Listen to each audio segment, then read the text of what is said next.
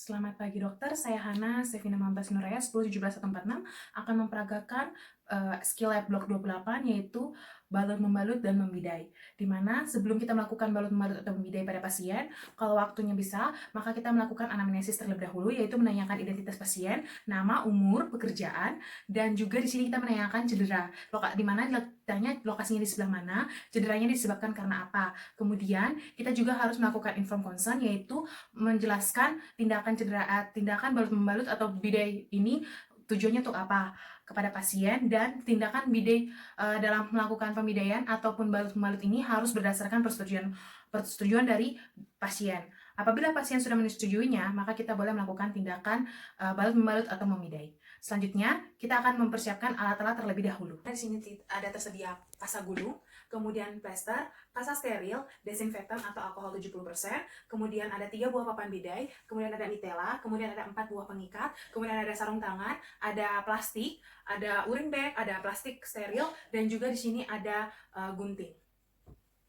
Baik, di sini saya akan pertama melakukan pemakaian pemasangan bidai pada kasus cedera humerus, di mana di sini pasien dalam keadaan posisi duduk. Kemudian kita akan mencuci tangan terlebih dahulu dengan nama langkah WHO.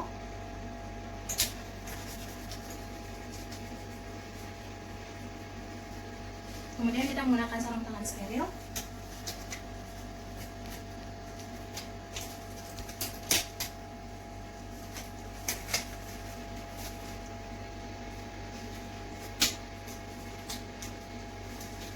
Baik, sebelum kita melakukan pemasangan bidai, di mana kita harus mengenali dulu lukanya, di mana kita mengenali dulu atau feel lukanya lokasinya sebelah mana, apakah ada pembengkakan atau tidak, atau ada hematom atau tidak. Kemudian kita melakukan palpasi yaitu perabaan. Di sini apakah ada krevitasi atau tidak untuk di tulang sendinya.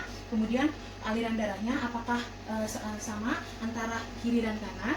Kemudian kita melakukan pemeriksaan move, yaitu melakukan pergerakan apakah mengalami keterbatasan atau tidak, di mana selanjutnya kita akan melakukan pemasangan bidai.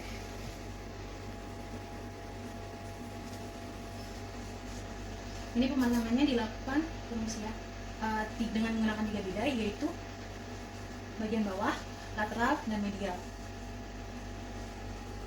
Kemudian kita ikatkan dengan 4 buah tali.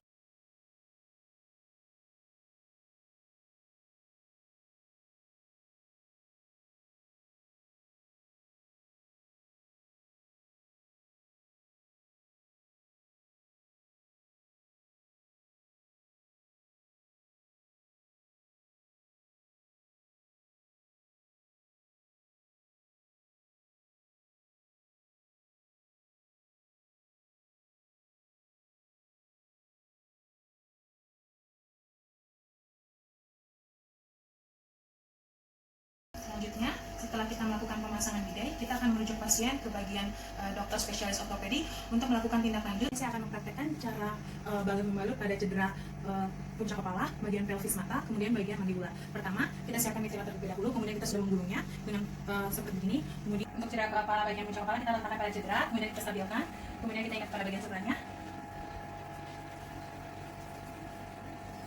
Kemudian kita ikat di sebelah bagian sisi sebelah sini.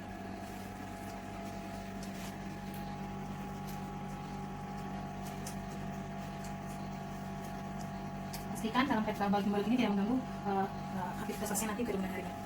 Ini saya akan melakukan pembalutan pada cedera bagian pelvis, di mana kita sudah lipat terlebih dahulu nitella dengan posisi seperti ini. Kemudian letakkan terlebih dahulu di bagian cedera, kemudian kita lilit ke bagian sebelahnya.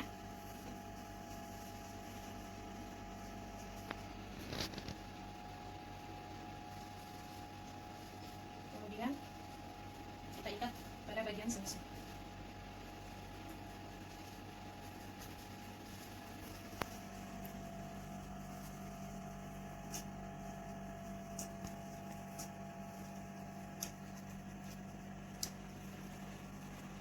Baik, pastikan posisi balut membalut tidak mengganggu pasien nanti ketika beraktivitas.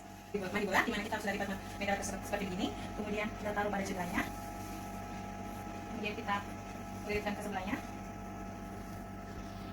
kemudian kita ikat.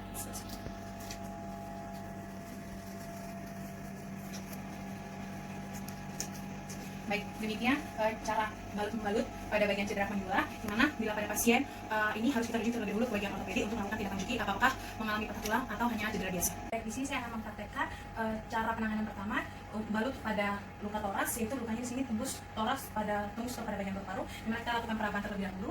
Kemudian kita melakukan balutannya dengan hanya menempelkan kantong plastik steril. Kemudian diplasterkan dengan 3 sisi, yaitu di bagian lateral, kemudian bagian medial,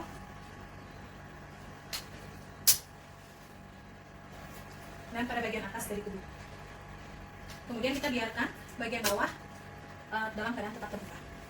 Selanjutnya saya akan mempraktekkan cara balut-membalut pada bagian cedera abdomen, di mana di sini kondisinya ususnya sudah terburai, di mana kita harus membersihkan terlebih dahulu menggunakan cairan salin.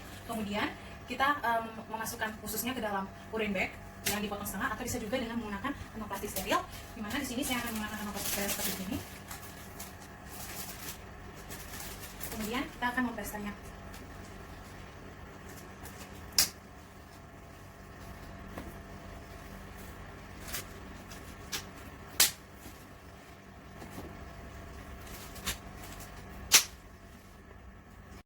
Setelah kita mempraktekkan skill lab tentang balut-membalut bidai pada pasien, tentu tidak lupa kita harus mengingat mengedukasikan pada pasien, di mana untuk pasien ini kita harus merujuknya ke bagian spesialis ortopedi untuk ditindaklanjuti mengenai cederanya dan tata laksana lebih lanjut. Kemudian kita juga mengatakan kepada pasien yang mengalami fraktur paru humerus, di mana dia tidak boleh melakukan aktivitas terlalu berlebih menggunakan tangan yang cederanya. Kemudian untuk pasien yang cedera pada abdomen, di mana dia tidak boleh menekan bagian ususnya. Jadi kita harus segera langsung merujuknya ke dokter spesialis ortopedi. Dan demikian peragaan skill lab blok 28 saya mengenai balut membalut dan membidai. Terima kasih.